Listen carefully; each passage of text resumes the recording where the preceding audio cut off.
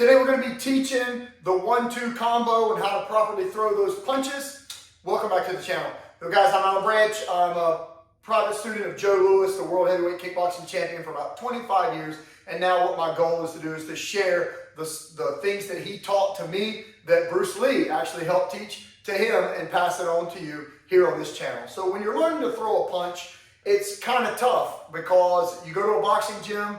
You know, my experience being in a boxing gym wasn't great. I got punched a lot because there wasn't really anybody there to teach you. You sort of had to learn by getting beat up, right? It's very rare that you actually got any good quality instruction until I met Joe Louis, of course, and changed the course of my fight path. So in the gym, you have two different ways you can learn to fight. One is you can just fight, and I did learn some things, and there are a lot of guys out there that are good fighters. They've got good attributes, which means they're fast, they are strong, they have good power, they have good rhythm. There's things that are built into them because they're athletes. Then there are people who learn from doing drills. So you learn a particular skill, like a punch, and then you take and learn a way to develop that skill through drills, which is how to apply the skill that you've learned. So once you learn how to throw a jab, then you need to learn how to step with it, how to defend it, how to slip it. I mean, all the different things that are involved with the jab, right? So let's start from here. And what I want to do is just go over the way we teach it. There's other ways that people teach, but we like to have a more educated approach and a rhyme and a reason to why we do things a certain way. And that's what I want to show you today. And then I'm going to add one more thing to it at the end of the video that you probably never thought of that will make a big difference in your training. So here we go. When you're in the stance, whatever stance that you choose, what we like is primarily an orthodox boxing stance. If you're right-handed, if you're left-handed, you of course are a southpaw, and this is reverse. But the feet go about a shoulder and a half width apart. We are hybrid kickboxers, so we do boxing and kickboxing. I've competed in both. And the position of the feet, we pretty much keep the same, with the primary difference in the rear toe pointing out just a little bit more. It'll be a little more forward if we're doing strictly boxing. So you do you when it comes to that. So we've got about a shoulder and a half width apart. The hands are going to come up in front of each shoulder, and we're going to work on the forearm being vertical, up and down. So I want you to think this through. If my forearm is vertical and it's tucked into my body, look how much coverage I have without having to move my hand. So I've got a lot of coverage with this arm being in a vertical position. When I let the position change, like drop the elbow just a little bit, look at the difference of the things that have to open up. That might not seem like a lot, but it is if you're having to react and move your hand to defend punches. Let's just start it from a good position, vertical, both hands straight up and down, and let's tuck the right hand into the shoulder, and the left hand is going to drip slightly off the shoulder. This is for things that are still in a long range position. That means the person is still out there. They're not on top of you where you would have to shell up. So this is the stance we're going to work on today. So we're in an orthodox boxing stance. When we throw the jab, here's what I want you to think on and to practice. This will help you regardless of how your coach teaches you to throw the jab. This first bit is important no matter who you are. The very first thing that should happen when you throw the punch is the weapon, the hand moves first. So the hand moves. You have to practice that, because if you don't, you might cock it, drop down, lean forward, pull. Some people change their facial expression before they punch, and it gives away the fact that the punch is coming. So you learn to develop a weapon first. So the hand is the first thing that moves. The next thing that moves is the elbow. So the elbow is going to rise up. So the elbow rises up, and when your punch is at a 3/4 extension, we're going to turn it over. When we turn it over, the inside of the shoulder lightly taps the outside of the chin. That's a built-in defense when you throw the jab. As opposed to people who punch like this, leaving the chin open, more likely to get hit with some kind of counter punch. Let's eliminate that as much as we can by bringing it up. And then you return it to its start point. So what does it look like? It goes weapon, elbow rises, turn the shoulder over, retract. Boom. So the hand moves first, the elbow rises up, and then you turn the punch over and pull it back. That's level one of a basic jab. Bang. Bang. Now, things you don't want to practice, don't hyperextend your elbow. Don't try to punch so hard all the time. Like, go until you get really smooth. You feel pretty good about letting that punch, that hand move first, and the elbow rise, and then turn it over. When it comes to the right hand, the cross, your power punch, we're going to do it this way. We're going to pivot, and as we pivot on the rear foot, we're going to hinge the hips forward. When the hip comes across the center, we're going to release the punch. Now, this is a fundamental way of teaching the basics. And on our videos of Joe Lewis teaching, get all kinds of comments back and forth. Oh, the hip turns this way, that way. What? Guys, you're all right, okay? It's fine. But you need a framework to begin to teach, right? The person new in a gym or has been doing this wrong, you can't just say, turn your hip. I mean, you have to have some framework of how to think. Okay, let's break the right hand down like this. We're going to pivot on the rear foot, and as we pivot, we're going to hinge the hip forward. When the hip crosses the center of the body, we're going to release the punch. As you release the punch, the weight transfers from the back leg to the front leg. So there's some weight shift going on here. So you should be able to shift your weight, shift your weight, shift your weight. Feel what it's like to shift your weight front and back, and then get where you can rotate your hip, rotate. So there's a pivot, a rotation of the hip comes center of the body, boom, you release your punch, you pull it back. Okay, now keep in mind, this is slightly over-exaggerated for teaching purposes. When you actually do it, you're not going to be trying to force throw your hip to do a punch. You're trying to learn mechanics. So before you jump on, oh no, he's not doing, back up and think, okay, if I'm going to clean up my technique and I'm going to do it correctly, then I need to be able to break down each step and see if it's being done right. Here we go. Pivot, boom, and then the punch goes. So as you rotate, the body crosses the center, release your punch, the weight hits the front leg, and then we're going to pull it back. Of course, we could throw it, the weight could be on the front leg, and then we could immediately rock into the hook because the weight is there.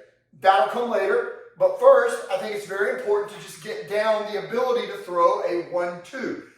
I see a lot of boxing coaches teaching online, and there's some good fighters, but what you typically will see is that there's people that could fight, but they're not really that adept at teaching, okay? And then you've got other people that can teach, but they've never actually fought. So it's very difficult to find a unique blend.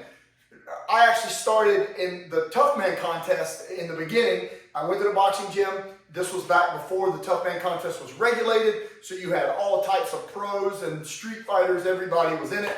And that's what I fought in until I started getting my skills better. And then I upgraded. I worked with several different world champions, and I fought in kickboxing, boxing, Tough Man, Bad Man contest, and some sport jiu-jitsu and things like that. And of course, I met Joe Lewis and got exposed to some of the best fighters on the planet and got to work with them. So what we learned is the right way to throw things, and then I wanted to combine that with an educated way to teach those things. So I wanted to be able to explain it in such a way where if you're watching, you can be like, oh yeah, and that punch looks legit. Like he looks like he could throw an actual punch, which is important, okay?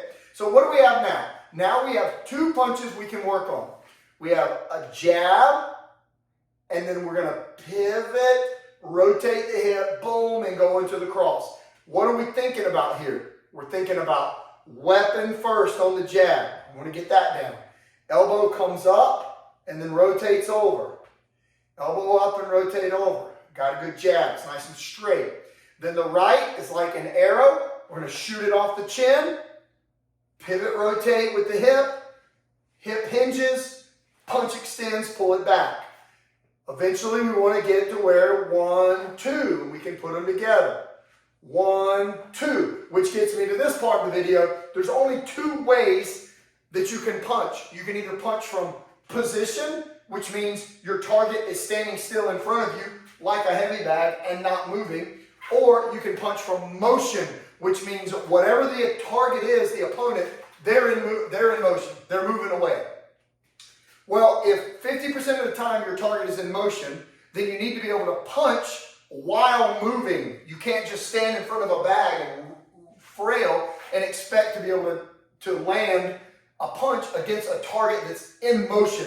So how do we do that? We start by learning a basic 4-inch step. That's all it is. This is the foundation of all of your footwork. It starts right here. And even if you're a seasoned fighter, at one point, I had a really bad habit of wasting a lot of energy.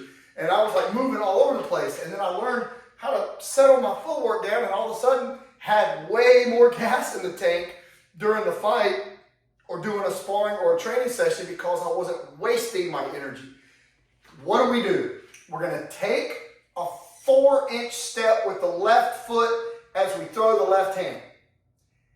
If I do not bring up the rear foot, my stance is too wide and I'm kind of lunging my punch.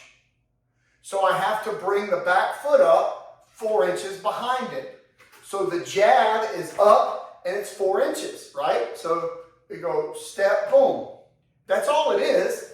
It's just a step, 1, 2, 4 inches up. Again, we're not measuring it exactly 4 inches, but you get the idea that it's a very small step and it's in that 2 to 5 inch range, I guess would work. So that first step, boom, for the jab is going to lead the right hand, which is going to come up with the step of the rear foot. So the 1-2, the jab cross, should be taught stationary from position and then immediately taught from motion, being able to step in and follow a target. What I like for my guys to do is to learn the step, 1, 2, learn the step and get it down, and hey, that's your homework. So you spend, the next couple days walking around making sure that you can punch and step and move in all directions, forward and back, and get that timing down of having your hand and your foot hit the ground at the same time. So if you're a little newer to learning this, try that, comment down below. Sometimes that's not as easy as it looks because you'll do your first step, and then you'll throw your second one and you'll look down and your feet are too close together. And that's because the first step may have been correct, maybe 4 inches, but then the back one may have been 8 to 10 inches. So your stance is off because your footwork is off, which is why the importance of putting this together for the 1-2. So in the 1-2, it's more than just throw punches. And here's something to consider. You don't throw punches. You throw a ball. You actually release a punch. So your punches are in, they're coiled in, you're on your guard, and when it's time to fire, you release it, right? So when you're ready, the punch releases. You don't throw it. Just like your right hand, you release it, you don't throw it. You throw a ball, you release a punch. And if you learn to have a smooth release, your punch is faster, have better timing, cleaner, much harder to see, you're more deceptive, etc. So hopefully you enjoyed this video on the 1-2. So we covered the jab and the cross. We covered it from position. We covered it with a basic step from motion. We broke down the mechanics of how we like to learn to throw that. Hopefully it helps you as you're breaking it down to learn. Or if you're a coach or a martial arts trainer, teacher, now you're able to explain it in a way where it makes more sense to your people, and that's very important. Guys, thanks for watching the channel. My mission here is to share the knowledge that I learned from the legendary champion, Joe Louis. He was the father of American kickboxing. He set every record you can imagine to set in the martial arts. He was a student of Bruce Lee, and Chuck Norris actually voted Joe Louis the greatest fighter of all time. So I had a privilege of 25 years of private lessons with him, and on this channel I release quick snippets and coaching and private lessons that I had with Louis, and then also teach a lot of the things that we didn't get on videotape. We're going to share that with you. Hopefully you can grow your knowledge and get better. A couple things that we're always thinking. We are always trying to learn. We're not cocky about what we do. We're always looking to see if we can pick something up from someone else, and if we can, will use it. But Joe Louis was a master tactician when it came to this, and the way he broke things down was unlike any other person that I've ever seen. Hopefully I can honor his memory by teaching that way for you guys. Thanks for watching. See you next time.